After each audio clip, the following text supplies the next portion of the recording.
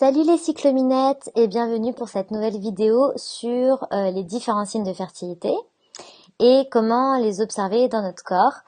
Alors pour cela je m'appuie d'un support, cette vidéo fait suite en fait à la vidéo que j'ai faite sur le cycle féminin qui vous permettait déjà de bien comprendre les différentes phases du cycle et quand est-ce qu'on était fertile et quand est-ce qu'on ne l'est pas.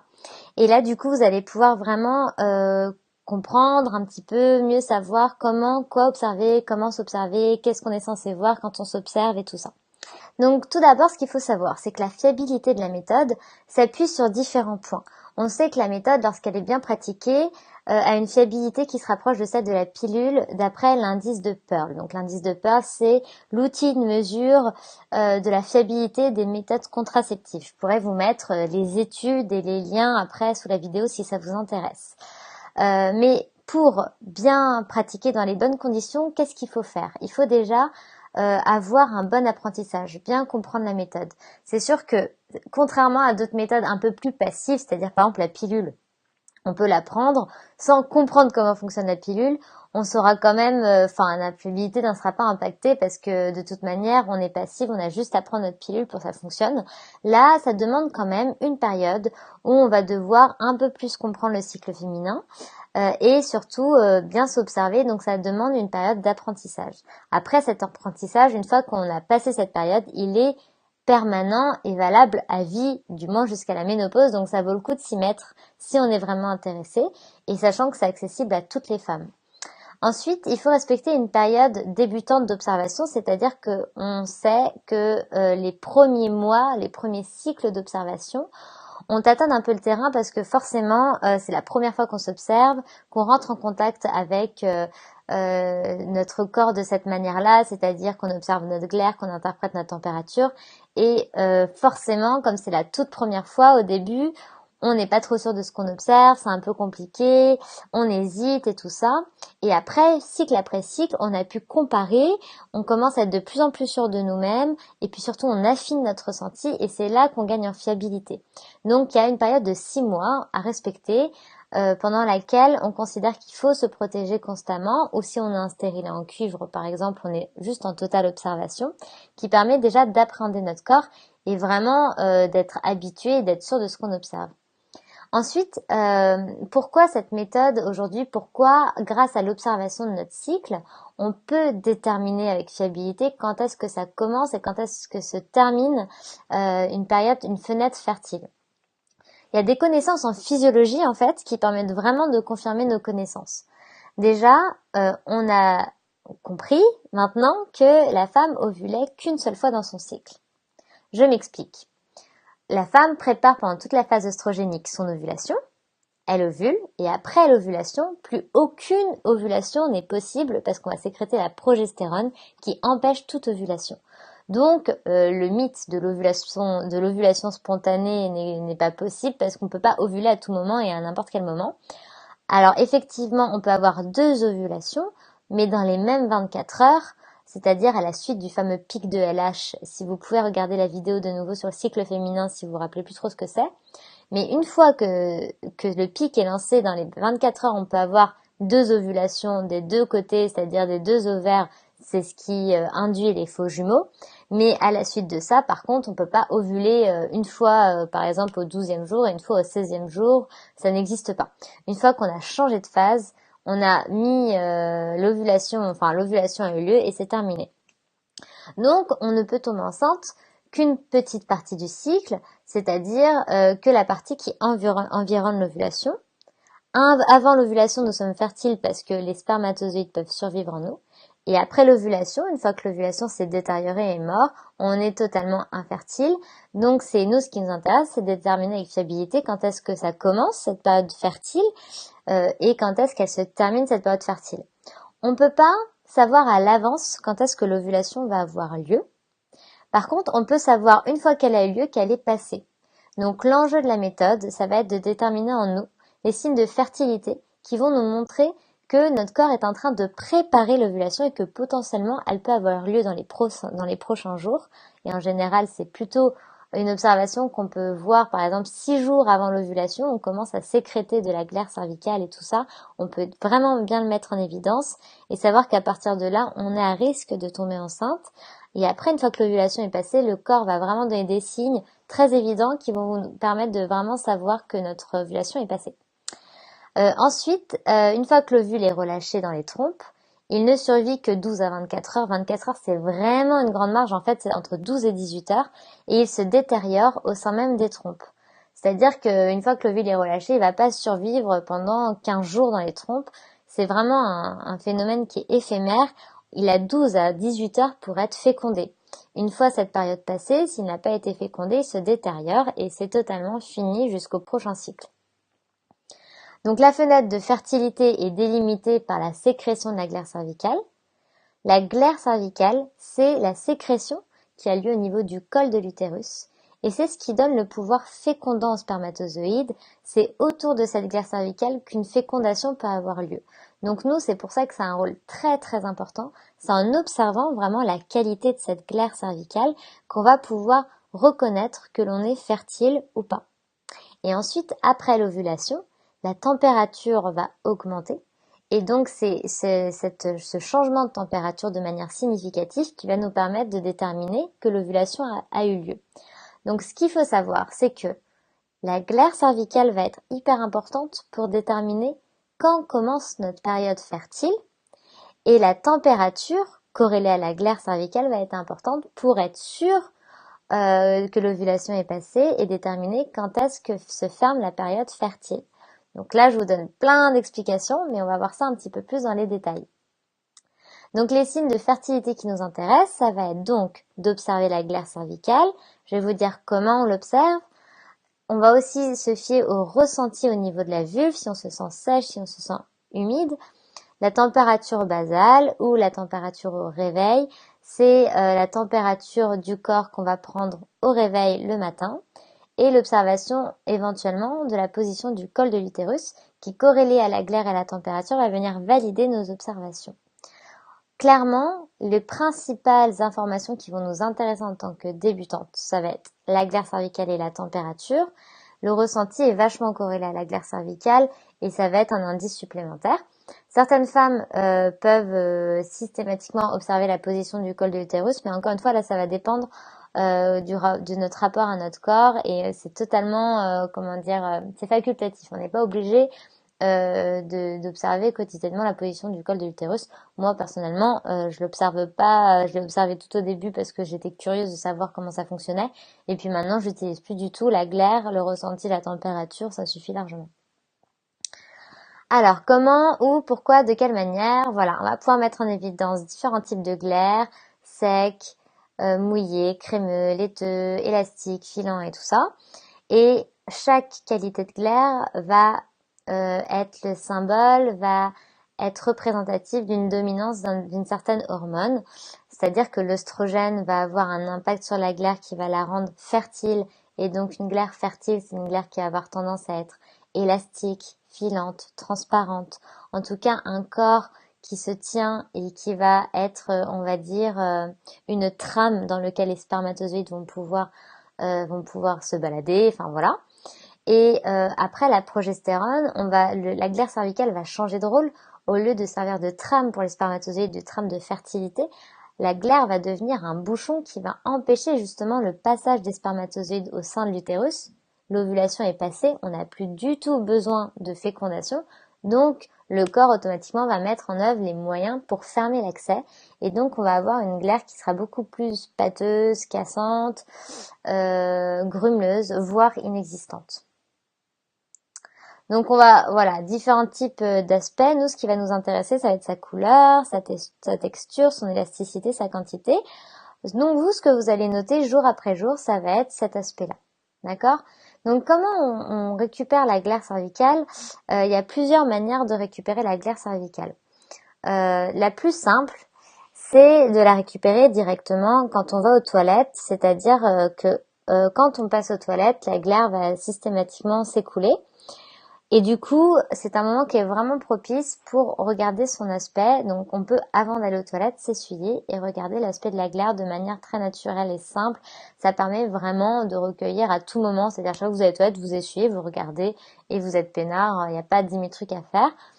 Par contre, il y a certaines périodes de vie où, pour certaines femmes, on va sécréter beaucoup moins de glaire et du coup, recueillir directement à la vulve ou aux toilettes, ça va être compliqué.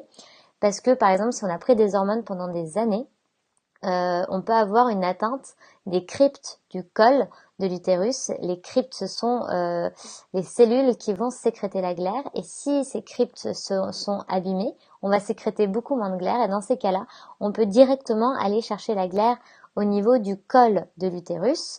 Donc avec deux doigts, on va chercher au niveau du col, on va ce qu'on appelle traire le col et récupérer la glaire cervicale pour voir son aspect. Moi, ce que je conseille, c'est de jouer la simplicité, c'est-à-dire pour commencer, vraiment d'essayer d'observer naturellement à la vulve ou aux toilettes pour voir ce qu'on recueille à différents moments de la journée, l'aspect de notre glaire. Et puis, si on n'a rien vu ou si on a du mal, aller au col pour valider nos observations ou alors mettre vraiment visuellement quelque chose. De toute manière, la glaire est une information visuelle. Donc il faut la voir, il faut pouvoir l'attraper pour l'objectiver, pour voir un petit peu ses caractéristiques. Donc même si si vous n'avez rien, c'est-à-dire que vous n'avez pas de glaire, donc vous notez rien. C'est soi-même une observation. Donc voilà, jour après jour, en fait, on va observer notre glaire sous différents moyens. Donc au début, ça peut paraître un peu abstrait. Peut-être que vous avez déjà vu ce type de glaire, mais en fait, c'est quelque chose qui va venir rentrer dans le quotidien. C'est-à-dire qu'il y a des périodes du cycle, on va rien voir. Des périodes du cycle, on va voir une évolution. Et puis des périodes du cycle où de nouveau, ça va brutalement changer. Ou alors, on va de nouveau rien voir. Et c'est OK avec ça. On n'est pas tous les jours obligé de recueillir une information parce que parfois, on ne va pas pouvoir voir notre glaire en fonction des phases de notre cycle.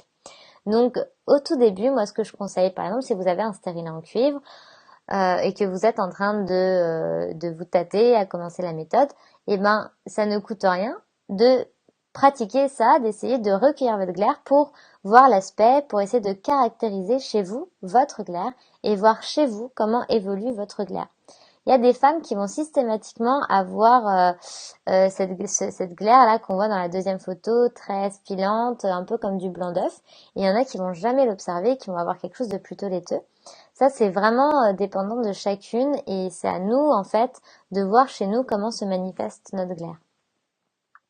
Donc au tout début du cycle, c'est les règles. Donc forcément, comme on a nos règles, on n'a rien de spécial à observer parce que le sang des règles va masquer s'il y a glaire, une apparition de glaire. Mais en général, pour des cycles à peu près classiques, c'est-à-dire supérieurs à 25 jours, c'est une période d'infertilité durant laquelle on n'observe aucune glaire et aucune glaire n'est sécrétée au niveau du col. Ensuite, quelques jours après les règles, on va dire, on peut avoir deux possibilités. Deux hypothèses. Soit la phase œstrogénique commence tout de suite et du coup on va déjà voir une sécrétion de glaire cervicale. Soit on va avoir quelques jours de latence, quelques jours de repos où on ne va rien du tout observer ou juste une sensation de mouillé qui est due aussi à l'humidité du vagin. Donc c'est pour ça qu'en fait, soit on recueille la glaire à la vulve, soit on recueille directement au col, mais mettre juste le doigt dans l'entrée du vagin, ça c'est pas une information qui va être pertinente parce que le vagin est une muqueuse et quoi qu'il arrive, on va avoir de l'humidité. Donc soit on va au col récupérer directement la glaire, soit on va à la vulve qui est descendue, mais juste au niveau du vagin, y a pas grand chose à observer.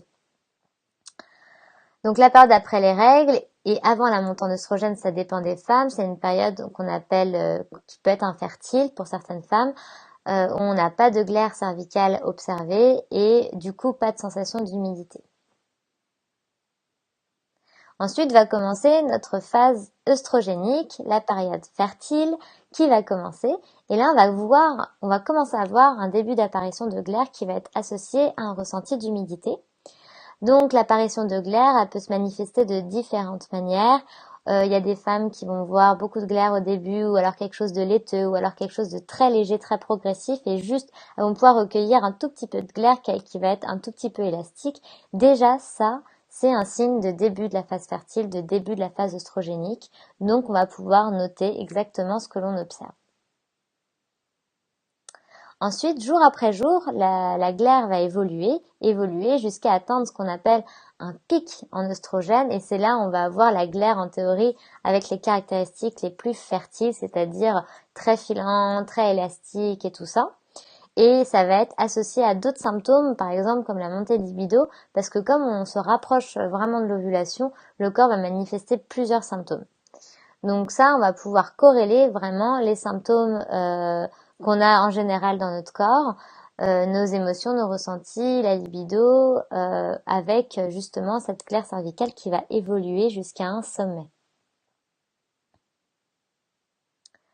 Et puis, va avoir lieu l'ovulation au niveau de ce jour sommet, et tout de suite, instantanément, immédiatement, quand l'ovulation a eu lieu, on avait vu en fait que le corps jaune, que le follicule allait en fait se transformer en corps jaune et sécréter une nouvelle hormone. Donc du coup, le corps va être d'abord dominé par l'œstrogène et presque d'un moment à l'autre va passer sous la dominance en fait de la progestérone, et la progestérone va avoir tout de suite un impact sur la glaire cervicale, c'est-à-dire qu'elle va transformer son aspect. Donc ce qu'on peut voir en général, c'est par exemple la veille on avait une glaire très filante, très élastique, et le lendemain plus glaire, ou alors une glaire pâteuse, ou alors cassante, blanche, voilà. On va voir en fait un changement net, et ce qui est vraiment étonnant à observer au début, c'est cette évolution d'une glaire un petit peu fertile à très très fertile, à un changement brutal vers une glaire qui a vraiment un aspect différent. Pourquoi elle a un aspect différent? Parce qu'on a changé d'hormone, et que le but de la glaire ne sera plus le même.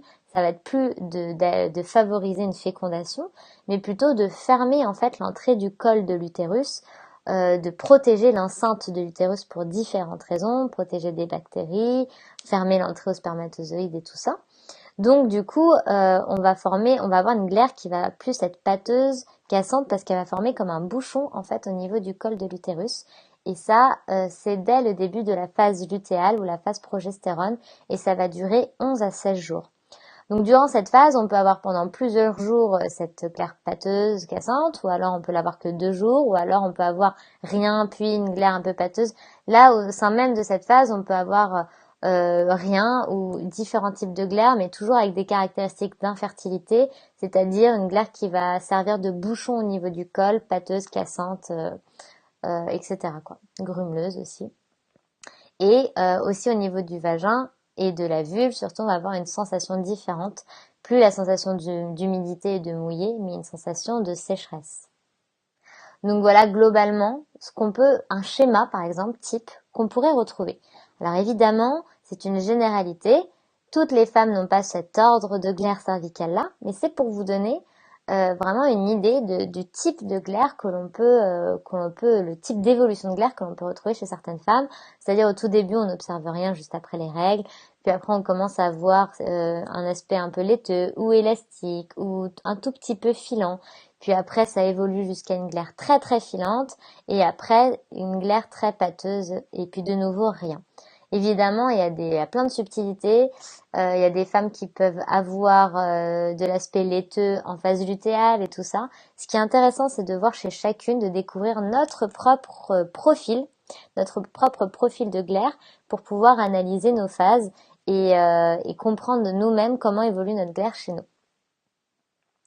Donc voilà pour la glaire cervicale, les différents aspects que l'on peut voir, comment on la recueille et qu'est-ce qu'on attend de voir. Et ce qui est hyper intéressant quand on commence nos observations, c'est de noter vraiment avec nos mots les caractéristiques de notre propre glaire, parce que on oublie vite l'aspect de notre glaire.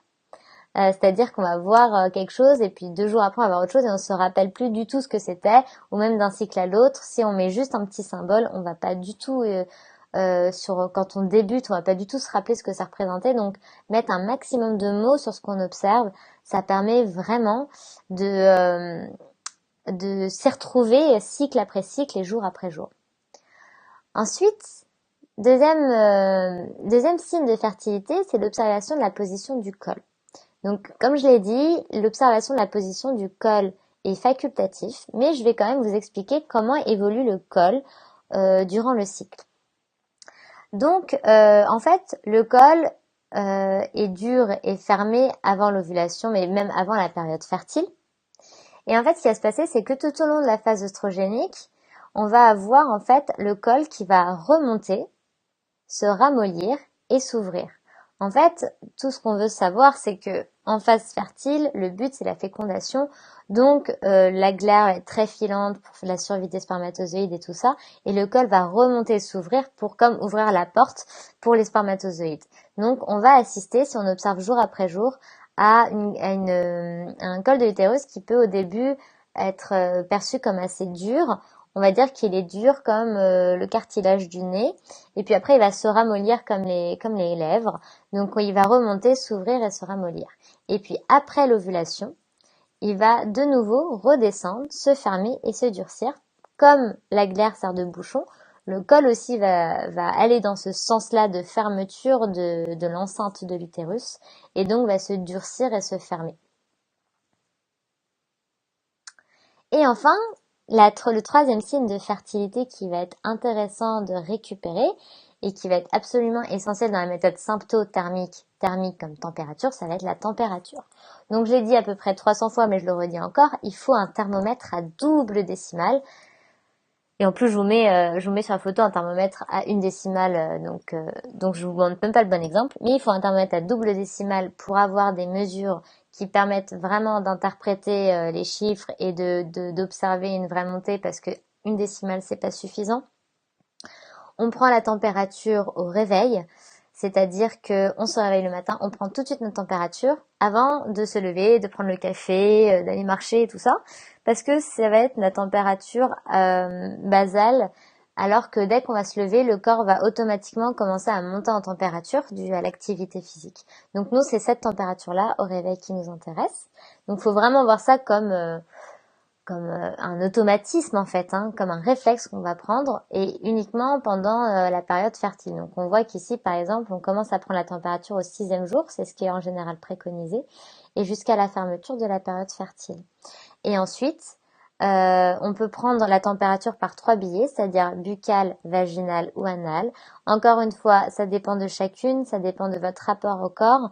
La buccale, pour les débutantes, c'est ce qui peut être le plus confortable, mais en même temps, c'est celle qui peut donner des résultats un peu plus yo-yo, parce qu'il suffit de dormir la bouche ouverte, là il fait très très chaud la nuit, d'avoir bu un tout petit peu avant le réveil un peu d'eau, pour qu'en fait on rafraîchisse la bouche et que du coup la température qu'on va récupérer ne sera plus représentative de la phase de notre cycle, mais d'autres choses quoi. Donc à la fois c'est peut-être ce qui paraît être la plus simple, mais qui peut donner des résultats un petit peu yo-yo au début. Donc moi je conseille vaginal ou anal pour commencer. Après, libre à chacune de tester. De toute manière, on a 6 mois d'essai et de voir si les températures qu'on observe en buccale sont assez faciles à observer ou assez régulières, ou est-ce qu'elles sont vraiment en zigzag. Si vous avez des résultats très en zigzag, c'est vraiment que la buccale n'est pas adaptée pour vous. Si vous avez des résultats qui sont quand même qui sont quand même assez constantes, c'est que c'est plutôt interprétable, donc tant mieux pour vous et c'est plutôt une bonne chose. Ensuite, on prend la température, on essaie de la prendre à des horaires à peu près fixes. Bon là sur l'exemple en l'occurrence, j'ai mis toujours 7h, 7h, 7h parce que je suis assez régulière. Mais en réalité, si vous avez une demi-heure, 1 heure de décalage, c'est pas dramatique. Mais faut savoir que plus on prend la température tardivement et plus la température par défaut va être haute. Donc il y a des femmes qui sont ce qu'on appelle chronosensibles. Une demi-heure va vraiment avoir un impact sur leur température, alors que d'autres pas du tout. Elles peuvent avoir 1 heure, voire 1 heure et demie d'écart et la température va pas avoir d'impact. Encore une fois, au même titre que la voie de prise, là c'est toujours aussi intéressant de tester et de voir chez nous qu'est-ce qui a de l'impact sur notre température.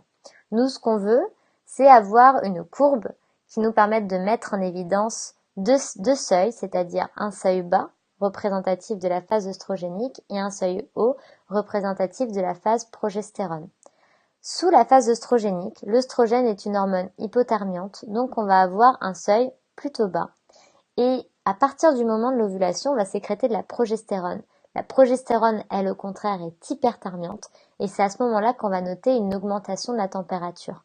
Donc ce qui va se passer à ce moment-là, c'est qu'au même moment, on va observer une augmentation de la température et une évolution de notre glaire cervicale et c'est là qu'on va pouvoir mettre en évidence le changement de phase et donc se dire que l'ovulation a bien eu lieu. Donc voilà un exemple, là pour le coup c'est une température, donc faites pas attention aux étoiles blanches, étoiles roses, parce que c'est les règles de la méthode symptothermique selon l'école symptotherme, mais là on regarde juste les températures, on voit vraiment qu'il y a un seuil bas, et qu'après ça monte vraiment de manière visuelle, on voit qu'elle atteint des seuils assez hauts. Là encore une fois pareil, on voit qu'au tout début au tout début du cycle jusqu'au 14e jour, le seuil est plutôt bas. Enfin, disons que ce qu'on appelle un seuil bas comparativement après à la montée où ça monte. D'accord? Voilà pour les 3 signes de fertilité à observer. Donc, on a parlé de la glaire, on a parlé du col, on a parlé de la température. Évidemment, les informations que je vous donne là sont vraiment très concentrées et vous permettent déjà d'avoir une idée de qu'est-ce que c'est la glaire, comment on l'observe, comment on prend notre température. Pour certaines, ça va suffire avec les ouvrages, pour d'autres, il va falloir aller creuser. Il y a plein de choses encore à savoir, comment les noter sur le cyclogramme. Enfin, il y aurait des heures et des heures de cours à la suite de ça. Mais ça vous permet déjà d'avoir une idée si vous voulez commencer en observation, c'est-à-dire pas encore en contraception parce qu'il faut un accompagnement, une formation, en tout cas il faut se former pour la pratiquer en contraception. Mais si vous voulez déjà vous tester et commencer vos premières observations, vous pouvez déjà commencer à observer votre glaire, à la caractériser, à prendre votre température pour voir l'allure de votre courbe et observer justement cette évolution et noter tout ça dans ce qu'on appelle le carnet de bord de la praticienne en symptothermie, c'est-à-dire le cyclogramme. Donc je vous mettrai un lien aussi pour un cyclogramme en dessous de la vidéo pour que vous puissiez la télécharger et faire vos premières observations. En tout cas, moi, tout ce que je vous conseille, c'est quand vous démarrez, c'est d'être patiente. Parce qu'au début, on parle de théorie, mais en pratique, c'est toujours un peu différent. Et on va voir que nos observations vont être parfois un petit peu hésitantes et tout ça. Et il va falloir se laisser le temps d'apprendre la méthode, se laisser le temps de l'apprentissage, se laisser le temps de se familiariser avec tout ça jusqu'à ce que ça devienne vraiment intuitif. Mais c'est vraiment toute une période où on apprend, on se connecte à quelque chose auquel on s'était jamais connecté. Donc il va falloir respecter ce temps d'apprentissage.